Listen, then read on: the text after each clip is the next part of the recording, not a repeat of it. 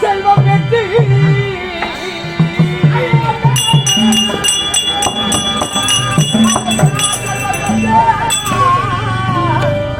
மந்திரி காலச்சூழ மகேஸ்வரன் பூஜை செய்ய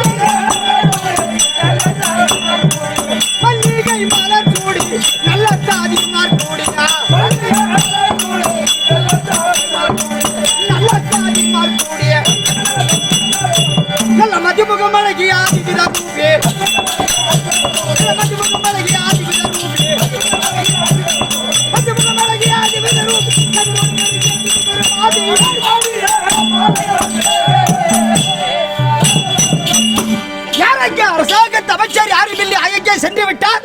குழு வச்சு குடியில என்ன பண்ணுவா குயில் உள்ள குயில் ஓட்டி வச்சுட்டா என்ன மீற போகுது? ஒண்ணு கிடையாது. லைட்டு மரம் தான் மீறும். உள்ள கொண்டு குயில் வச்சா இந்த லைட்டு மரம் தான் மீறும். வேற எதுவுமே கிடையாது. எங்க 2 பேருக்கு உள்ள குயில் வச்சா இந்த இரும்பு தலை தான் மீறும். அதான் மீறும். ஆமா, வேற என்ன தூக்கி போதும் மாலை போட்டுக்கு. சிந்து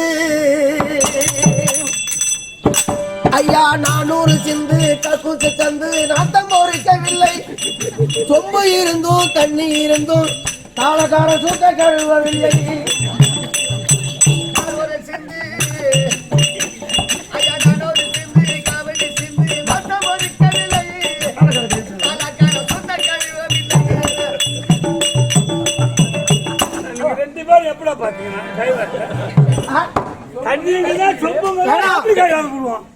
கில்லாத வலிக்காது சொல்லாத வரப்படாது. அது எப்படி தெரிஞ்சுயா? பொண்டாட்டி வந்து யாக்கிட்ட சொல்லி எங்க வீட்டுக்கார அசிங்க பாக்கிறாரு, பேர சூத்து கை போட்டுக்கிறாரு. என் பொண்டாட்டி ஒரு மேல சாஞ்சம்மா தகடையா போடுவாங்க தெரிஞ்சுக்க. என் பொண்டாட்டி இவரு சொல்லுதான் சித்தூர்ல மலையை தொலைக்கிறேன் சொல்லி வணக்கம் வணக்கம் வணக்கம் வணக்கம் வணக்கம் வணக்கம் வணக்கம் வணக்கம் வணக்கம். ஆமா, 2 நாளா வாந்தி எடுக்காத கிடக்குறான். நாளை எடுறா மொத்தமா. அது சரி ரவி, ஆறுமுகம், நீங்க 2 பேரும் ஒன்னா சேர்ந்துட்டீங்களா? ரொம்ப நாளா பிரிஞ்சு கிடந்தா. அது சரி, இப்ப ஒன்னா சேர்ந்துக்கிறோம். அது ரைட். எப்படியா? சரி என் உயிரே நண்பா, அம்மா ஒற்றுமையா நீங்க அடே அப்பா எந்த நேரமும் அல்லும் பகலும் அல்லும் நேரமும் 2 பேரும் பிரியவே மாட்டோம். அவன் மனுஷல நான் இருக்கிறேன், ஏன் மனுஷல அவன் இருக்கிறான். அது சரி, அவ்வளவு நட்பு. ஆமா, ஒத்துமை. ஒரே தட்டுல சாப்பாடு போடுவோம், எதிரும் உட்காந்து 2 பேரும் அப்படியே சாப்பிடுவோம். அதை கூட பார்க்க முடிய மாட்டோம். அப்படியே ஒன்னா கலைக்கு ஒரே கிளாஸ்ல ஊத்துவோம். அவன் பேர் பாரு, நான் பேர் பாரு. என்னது அவனுக்கு ஒண்ணுனா நான் நிக்க மாட்டேன். எனக்கு ஒண்ணுனா நான் நிக்க மாட்டேன். இப்ப இந்த ஆளு திடீர்னு செத்துறான்னு வச்சுக்க, நானும் செத்துருவேன். அப்ப 2 பேரும் உடல் கட்டதான் ஏறுவோம். முடிவு பண்ணிக்கிறோம். இப்ப நேரத்துக்கு நான் என்னன்றேன், இப்ப ரவி இப்ப பசி எடுக்குதுன்னு சொல்றேன். ஆமா, நீ இப்படி போயிட்டு வர பசி ஆறதுக்காக நீ போவியா? எதுக்கு? அவன் என்ன சாப்பிட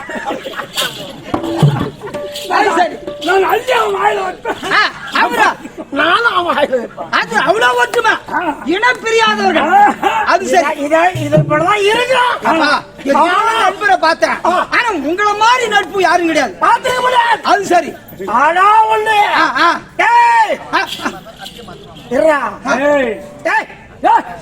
போடா தெரியும். நன்றி கட்டணும். நீதான் நன்றி கட்டணும். நீதான் நன்றி கட்டணும். இப்பதான் தெரியும். நன்றி கட்டணும் தெரியும். ஐயா போடாது பண்ண முடியாது. ஐயா நான் என்னன்றேன், இவ்வளவு நட்பா இருந்தீங்களா, ஏன் உங்களுக்கு அவ்வளவு மன கஷ்டம்? நீ போடான்ற நான் சொல்றேன்.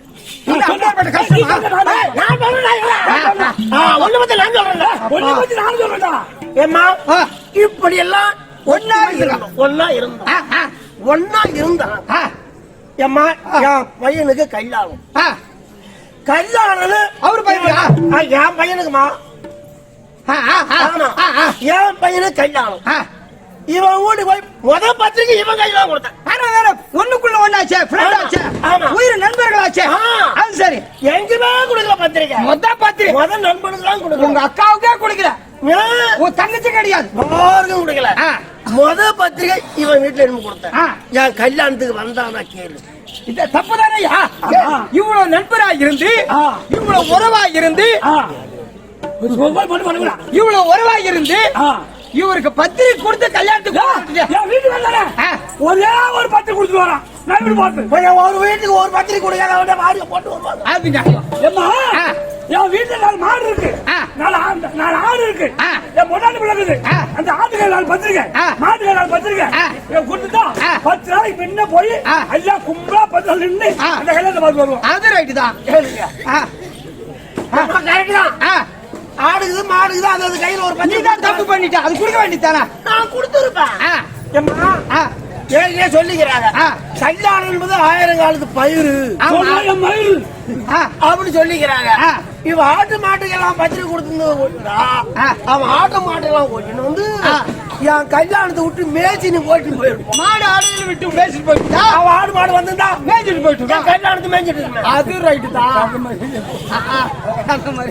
சரி ரைட்டு சரி நன்றி.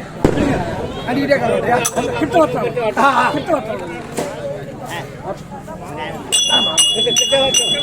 இப்போ இந்த வடக்கு மேலூர் நகரத்தில் எதற்காக நாடகம் வச்சிருக்காங்க? கன்னியமணி வழிபாடு செய்து சப்தம் என்றால் 7. ஆமா 7 கன்னிகளை வந்தன வழிபாடு செய்து கன்னிமாருக்காக பூஜை செய்து கழுமரமும் யார வைக்கிறாங்க கன்னிமாருக்காக. ஆமா ஆனால் அதற்காக இந்த வடக்கு மேலூர் நன்னகரத்தில் நமக்கு தாய் திருநாடு அப்படிங்கிற வரக்கூடிய இந்த நன்னகரத்தில் நாடகம் வச்சிருக்காங்க. அதனால தான் ரவி கருதிய நூல் கல்லாதான் மூடனாகும் கணக்கறிந்து பேசாதான் கசடனாகும் ஒரு தொழிலும் இல்லாதவன் முகடியாகும் ஒன்றுக்கு உதவாதவன் சோம்பேறியாகும் பெரியோர் முன் நின்று மரத்தை போல பேசாமல் இருப்பவனே பெயராகும் பசுப்பியர் தோல் தெளிவன் அவர் பசுப்பனாகும் பசுப்பியர் தோல் தெளிவன் அவர் பசுப்பனாகும். பசின்னு கேட்டவனுக்கு எள்ளி போட மாட்டான், சோறு போட மாட்டான், பிச்சுன்னு கேட்டா 10 ரூபாய் நான் சொன்னதுக்கே நீ பின்னால் வாங்கி சொல்லல. என் பக்கமே கை காட்டி சொல்றாங்க. இது பொதுவான விஷயம். பசிப்பியர் தோல் தெளிவன் அவன் பசுப்பனாகும் பசித்தவர்க்கு கிட்டாதான் பாவியாகும். அப்போ இதனுடைய கருத்து என்ன ரவி தெரியுமா? ஒரு சபை என்று சொன்னால் கணக்கோடு வார்த்தையாட வேண்டும். கணக்கறிவாளர்கள் நிறைந்த சபை. அதனால்தான் கணக்கறிந்து பேசாதான் கசடன் ஆகும். ஒரு தொழிலும் இல்லாதவன் ஏதாவது ஒரு தொழில் இருக்கிற ஒரு மனிதன் கிட்ட கண்டிப்பா ஒரு குடிகளோ இல்ல வாழ்ந்து எடுக்கணும். இளமையில் கண்ணீர் சிந்தாதவன் வேர்வை சிந்தாதவன் அப்படின்னு சொல்லுவாங்க இல்லையா? இது திருக்குறள். ஆனால் அதனால்தான் ஒரு தொழிலாவது ஒரு மருந்து கட்டி இருக்கணும். ஒரு தொழிலும் இல்லாதவன் முகுடியாகும் ஒன்றுக்கு உதவாதவன் சோம்பேறியாகும் பெரியோர் முன் நின்று மரத்தை போல பேசாமல் இருப்பவன் பேயனாகும். பெரிய உறவுன்னா யாரா இருந்தாலும் சரி. வணக்கம். மலை மேல ஒருத்தர் சொன்னாரா எங்க ஊரு நாட்டாம கிட்ட உங்க ஊர் வாத்தியார் எங்க வணக்கம் வச்சுட்டே போயிடுறாரு. அப்ப வணக்கம் அவ்வளவு தப்பு தரக்குறைன்னு நினைக்கிறான். நான் என்ன சொல்றது அவனுக்கு என்ன நீதி மரத்து சொல்லி வணக்கம் வச்சு போது என்ன அது இல்ல. அப்போ எந்த பெரியவர் வந்தாலும் சரி ஜாதி மதம் பேதம் வணக்கம் வைக்கிறதுல ஜாதி மதம். அப்ப பெரியோர் முன்பு மரத்தை போல பேசாமல் இருப்பவனே பேயனாகும் பசுப்பெயர் தோல் தலைவனவன் பசித்தவனாகும் பசித்தவனுக்கு கிட்டாதான் பாவியாகும். யாராவது பசின்று வருவர்களுக்கு தாகத்தை தீர்ப்பதான் முறையே. நாம சாப்பாடு சாப்பாடு ஒரு அள்ளி அவங்களுக்கு. ஆமா மேல கத்தத்தக்கது எத்தனை பேச தானே ஆகணும்.